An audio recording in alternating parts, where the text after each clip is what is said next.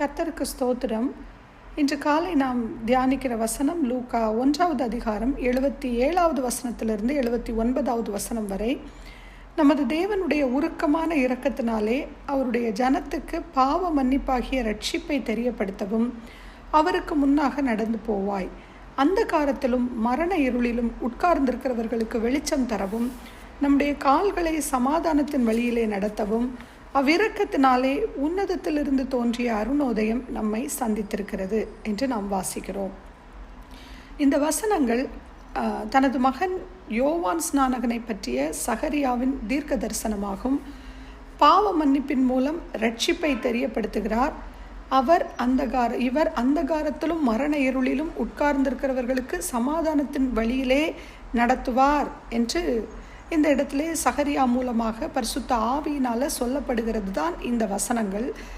அது மாத்திரமல்ல, மெசியாவை குறித்தும் அவர் இந்த வசனங்களில் பல வெளிப்பாடுகளை சகரியா கூறுகிறதை நாம் காண்கிறோம்.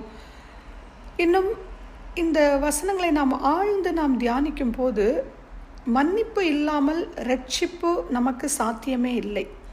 நமக்கு அவர் ஒரு உருக்கமான கிருபையினாலே பாவ மன்னிப்பு அளித்துள்ளார். இதே அதிகாரத்தில் வசனம் 67வது வசனத்தை நாம் பார்க்கும்போது அவனுடைய தகப்பனாகிய சகரியா பரிசுத்த ஆவியினாலே நிரப்பப்பட்டு தீர்க்க தரிசனமாக உரைத்தது தான் இந்த வசனங்கள். இந்த சகரியா அபியா என்னும் ஆசாரிய வகுப்பை சார்ந்தவன். எலிசபெத்தை மணந்தார். 6வது வசனத்தை வாசிக்கும் போது அவர்கள் இருவரும் கர்த்தரிட்ட சகல கற்பனைகளின் படியையும் நியமங்களின் படியையும் குற்றமற்றவர்களாய் நடந்து தேவனுக்கு முன்பாக நீதி உள்ளவர்களாய் இருந்தார்கள். ஆனாலும் எலிசபெத்துக்கு ரொம்ப நாளாக குழந்தை இல்லை, மலடியாக இருந்தாள் என்று அந்த இடத்துல நம்ம வாசிக்கிறோம். அவங்களுக்கு பிள்ளை இல்லாதிருந்த காரணத்தினால இருவரும் வயது சென்றவர்களாயும் ஆகியும் அவங்களுக்கு குழந்தை இல்லை. ஸோ அவங்க ரோமானிய ஒடுக்குமுறையின் கீழ் வாழ்கிறார்கள். அந்த நாட்களில் ரோமானிய ஆட்சி தான் நடந்து கொண்டிருந்தது. சகரியா செய்கின்ற அனைத்தும் ரோமானியர்கள் தான் உறுதி செய்கிறார்கள். அவங்க தான் இவங்க இப்படி செய்யணும் அப்படிங்கிறத அவங்க உறுதி பண்ணுவாங்க.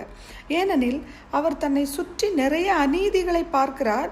ஆனால் அவங்க காலத்தில் அவருக்கு அதனால கர்த்தர் இருக்கிறாரா, நாம் சொல்லுகிறதை கர்த்தர் கேட்கிறாரா என்ற ஒரு பெரிய ஒரு கயாசம் அவங்களுடைய உள்ளங்களில், எல்லாருடைய உள்ளங்களிலும் கர்த்தரை பின்பற்றி போகிற பிள்ளைகளுடைய உள்ளங்களில் அது இருந்தது அந்த காலத்தில். இறுதியாக கர்த்தருடைய தூதன் பார்த்திங்கன்னா, இவர் ஆசாரிய அந்த ஊழியம் செய்து கொண்டிருக்கும் போது அந்த தூப பீடத்தின் வலப்பக்கத்தில் நின்று தரிசனமாகி உன் மனைவி எலிசபெத் ஒரு குமாரனை பெறுவாள் என்று சொல்லும்போது இவருக்கு அதனால தான் சந்தேகம் வருது. ஸோ நான் முந்தையே சொன்ன மாதிரி மல்கியாக்கு பிறகு கிட்டத்தட்ட 400 வருடங்களுக்கு மேலே அமைதியாக இருக்கிறது. எந்த ஒரு நிசப்தமும் ஒரு எதுவுமே இல்லை. கர்த்தர் இருக்கிறார் என்பதை ப்ரூஃப் பண்ண முடியாத ஒரு சிச்சுவேஷனில் இருந்த காரணத்தினால தான் அவர் இங்கே சந்தேகப்படுகிறார்.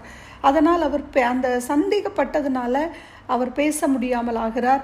தேவாலயத்தை விட்டு வெளியே வரும்போது ஜனங்களுக்கு அவங்க சைகை காட்டி ஊமையாக இருந்தான். அப்போ அவங்களுக்கு புரிஞ்சுக்கிடுறாங்க, தேவாலயத்தில் மேபி ஏதோ ஒரு தரிசனத்தை அவர் கண்டான் என்று அவர்கள் உணர்ந்து கொண்டார்கள். அப்புறம் உங்களுக்கெல்லாம் தெரியும், அந்த ஸ்டோரி நீங்கள் வாசித்திருப்பீங்க. யோவான் ஸ்நானகன் பிறந்து 8ஆம் நாளிலே பிள்ளைக்கு விருத்த சேதனம் செய்யும் போது அவருக்கு பேரும் வைக்கப்படுகிறது அந்த நாளிலே. அப்பொழுது இவர் மற்றவங்கெல்லாம் அவருக்கு பேரையே சொல்கிறாங்க, சகரியாவுக்கு பேரையே சொல்கிறாங்க. ஆனால் அவர் இல்லைன்னு சொல்லிட்டு எழுத்து பலகையை கேட்டு வாங்கி இவன் பேர் யோவான் என்று எழுதினான். அப்போ எல்லாரும் ஆச்சரியப்பட்டார்கள். அப்படி ஒரு பேர், ஒரு புது பேர் அங்கே. அது ஏன்னா அது நசரேயன், கர்த்தர் கொடுத்த பேர். எல்லாத்துக்கும் மேலே யோவான் ஸ்நானகன் வயிற்றில் இருக்கும் பொழுதே பரிசுத்த ஆவியினால் நிரப்பப்பட்டார் என்று நாம் வசனங்களில் வாசிக்கிறோம். என்ன ப்ரிவிலேஜ் இல்லை. அப்போது எப்போ அவர் யோவான்னு எழுதுகிறாரோ அப்போ பார்த்தீங்கன்னா அவருடைய வாய் திறக்கப்பட்டு அவனுடைய நாவும் கட்டவிழ்க்கப்பட்டு தேவனை ஸ்தோத்தரித்தது மாத்திரமல்லாமல் அந்த நேரத்தில் சகரியா பரிசுத்த ஆவியினாலே நிரப்பப்பட்டு தீர்க்க தரிசனமான சொன்ன வசனங்கள் தான் நம்முடைய டுடேஸ் மெடிடேஷன் வர்ஸ். அந்த 68லிருந்து 79வது வசனங்கள் வரை இந்த தீர்க்க தரிசன, மொத்தம் 80 வசனங்கள் இருக்கிறது. இந்த தீர்க்க தரிசன வார்த்தைகள் தான். இந்த யோவான் தீர்க்கதரிசிகள் முன்னறிவித்தபடி ரட்சிப்பை ஜனங்களுக்கு தெரியப்படுத்த, அதாவது இயேசுவின் மூலமாக மட்டுமே நம் பாவங்கள் அனைத்தும் உண்மையிலேயே மன்னிக்கப்படும் என்று கூறுகிறார். அதாவது வனாந்தரத்திலே அவர் நின்று சொல்லுகிறது, மனம் திரும்புங்கள், பரலோக ராஜ்யம் சமீபித்திருக்கிறது. இதையே தான் இயேசுவும் ஒரு இடத்துல பிரசங்கிக்கிறதை நாம் பார்க்கிறோம். அவர் வருவதற்கு முன்பாக அவருக்கு வழியை ஆயத்தப்படுத்தினார். அதற்காகவே யோவான் ஸ்நானகன் இந்த உலகத்தில் ஜனிப்பிக்கப்பட்டார். அப்போஸ்தலர் 4:12 வசனத்தை வாசிக்கும் போது, அவராலே அன்றி வேறொருவராலும் ரட்சிப்பில்லை, வானத்தின் கீழங்கும் மனுஷர்களுக்குள்ளே அவருடைய நாமமே அல்லாமல் வேறொரு நாமம் கட்டளையிடப்படவும் இல்லை. அப்போ இந்த ரட்சிப்பை பற்றி அறிவிக்க வருகிறதை இந்த யோவான் ஸ்நானகன் தெரிவிக்கிறார். இன்னும் இயேசுவை குறித்தும் அவர் கூறிக்கொண்டே இருக்கிறார். இன்னும் சகரியாவுக்கும் இந்த பரிசுத்த ஆவியினால் அந்த வார்த்தைகள் நமக்கு கொடுக்கப்பட்டிருக்கிறது. அப்போ இந்த வசனங்களை நாம் வாசிக்கும் போது கர்த்தர் கிருபையாய் அவர் எப்படி இந்த உலகத்திற்கு வரப்போகிறார், எதற்காக வரப்போகிறார் என்பதை முன்னாடியே பார்த்தீங்கன்னா தீர்க்கதரிசிகள்ல இருந்து இன்னும் பல காரியங்கள் நம்ம இந்த பைபிளில் ஒவ்வொரு சாப்டர்ஸ் அண்ட் கேரக்டர்ஸ் நம்ம படிக்கும்போது நாம் புரிந்து கொள்ளலாம். எத்தனை அன்பு இல்லை நம்ம மேலே, எவ்வளோ ஒரு இரக்கம், அவருடைய இரக்கங்களுக்கு முடிவே இல்லைன்னு வாசிக்கிறோம். அவருடைய கிருபை, நீடிய பொறுமை, கர்த்தர் உருக்கம், இரக்கம், மகா உருக்கமும் கொண்டவர். எவ்வளோ பிளான் பண்ணி இந்த மக்களை ரட்சிக்க வேண்டும் என்று எவ்வளோ அழகான ஒரு ஸ்கெட்ச் போட்ட மாதிரி எவ்வளோ அழகாக நமக்காக அவர் இந்த பூமியிலே மனுஷகுமாரனாய் அவதரித்து நம்மை போல சோதனைகளை பாடுகளை அனுபவித்து நமக்காக இப்பொழுது பிதாவினிடத்தில் பரிந்து பேசி கொண்டிருக்கிறார். நமக்காக ஒரு இடத்தை ஆயத்தப்படுத்தி கொண்டிருக்கிறார். அப்போ அந்த சமாதானத்தின் நம் கால்களை அவர் சமாதானத்தின் வழியிலே நடத்த இரக்கத்தினாலே உன்னதத்திலிருந்து தோன்றிய அந்த அருணோதயம் என்றால் அந்த சூரியன் நமக்கு சமாதானத்தை உண்டு பண்ணும் ஆக்கினை அவர் மேல் வந்தது. இந்த உருக்கமான இரக்கத்தினால்தான் நாம் இன்று வாழ்ந்து கொண்டிருக்கிறோம். இந்த வசனங்களை நாம் தியானிப்போம். கர்த்தர் உங்களோடு கூட இடைப்படுவாராக. தடைகளை உடைத்தீரையா, தள்ளாட விடவில்லையே, சோர்ந்து போன நேரமெல்லாம் தூக்கி என்னை சுமந்து வாக்கு தந்து தேற்றினீரே. நன்றி நன்றி ஐயா, கோடி கோடி நன்றி ஐயா, மறவாமல் நினைத்தீரையா, மனதார நன்றி சொல்வேன். இரவும் பகலும் என்னை நினைத்து இதுவரை நடத்தினீரே. நன்றி நன்றி ஐயா,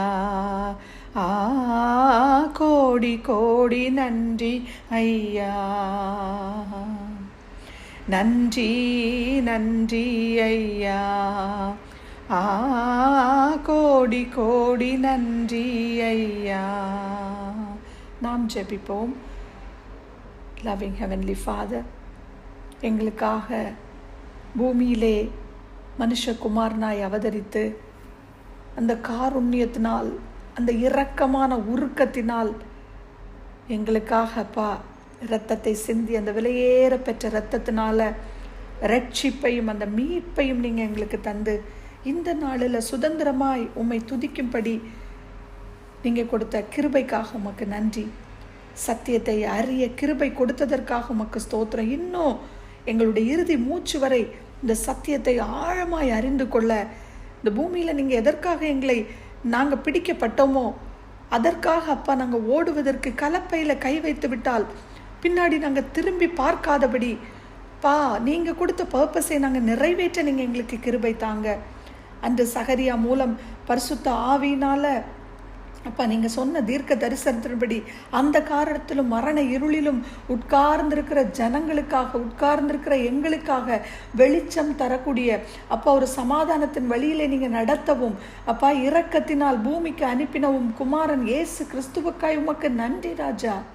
அந்த முடிவில்லாத இரக்கத்தினால் இந்த பூமியில் யாரும் கொடுக்க முடியாத ஒரு சமாதானத்தை எங்களுக்கு அப்பா நீங்கள் பெரிய அந்த விலையேறப்பெற்ற அந்த ரட்சிப்பை மீட்பை தந்து எங்களை இம்மட்டுமாய் நீங்கள் எங்களை சமாதானத்தோடு, எத்தனையோ இந்த உலகில் சமாதானம் இல்லாத காரியங்கள் இருக்கும் பொழுது எங்களை இம்மட்டுமாக பாதுகாத்து ஒன்றுக்கும் உதவாத எங்களை உமக்காக நீங்கள் பயன்படுத்தி வருகிற கிருபைக்காக உமக்கு நன்றி. இன்னும் எங்கள் ஒவ்வொருவரையும் உங்களுடைய இன்ஸ்ட்ருமெண்ட்டாக மாற்றுங்க. இந்த நாள் முழுவதும் உங்களுடைய பிரசன்ன மாறாத நித்திய கிருபை, இந்த வசனங்கள் அப்பா எங்களோடு பேசட்டும் என்று துதிக்கிறோம் அப்பா. நீர் இடைப்படுங்க ராஜா. இந்த நாளில் அப்பா இந்த வசனங்கள் ஒவ்வொன்றும் தெளிவோடும் அதிகாரத்தோடும் எங்களுடைய இருதயங்களில் பேசி அது மற்றவர்களுக்கும் பிரயோஜனமாக இருக்க நீர் எதற்காக இந்த பூமிக்கு வந்தீர் என்பதை மற்றவர்களுக்கு எடுத்து சொல்லுகிற அப்பா அந்த மெசேஜை கொடுக்கத்தக்கதாக நீங்கள் எங்களுக்கு கிருபை செய்யுங்கப்பா. பலப்படுத்துங்க. இந்த நாள் முழுவதும் நீங்கள் பேசுங்க ராஜா. உம்முடைய பிரசன்னத்தை நாங்கள் உணர நீங்கள் கிருபை தாங்க. தாழ்த்தி எங்களை உம்முடைய பாதத்தில் ஒப்பு கொடுத்து ஜெபிக்கிறேன். துதி கனம் மகிமை அனைத்தும் உமக்கே செலுத்தி இயேசுவின் இன்ப நாமத்தில் துதிக்கிறேன் எங்கள் ஜீவனுள்ள நல்ல பரமபிதாவே. ஆமீன்.